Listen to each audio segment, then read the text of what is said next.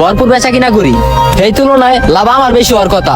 আপনার হয় কেমনি? যার লেগে আমি নামাজ পড়তে যাই না, বেচা কিনা করার লেগে বয়ে থাকি, তাইলে আমার বেচা কিনা করে লাভ কি? আপনারা তো আমি অনেকবার ডাক দিচ্ছি, আপনি আইছেন।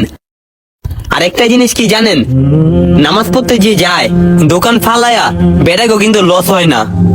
আর যারা দোকান ফালায়া কাস্টমার ফালায়া মসজিদে দৌড়ে যায়, আপনি কি ভাবেন হ্যাগো বেচে কিনা কম হয়? যারা বয়া থাকে, যারা বেচা কিনা করে, হ্যাগো বেচে কিনা কি বেশি হয়? আপনি দিন শেষে হিসাব করেন, মোটটেক আপনি মিলান, মোটটেক ওই বেটার মিলান, দেখবেন মোটটেক হিসাব করলে ওই বেটাই লাভবান, ওই বেটাই জিতছে, ওই বেটাই আপনার থেকে বেশি বেচে কিনা করছে। এখন আমার বেশি লাভ করতে যায় লস হয়ে গেল, এরপর থেকে আজান দিলে নামাজ পড়তে যাবো আর বেচা কিনা করবো না।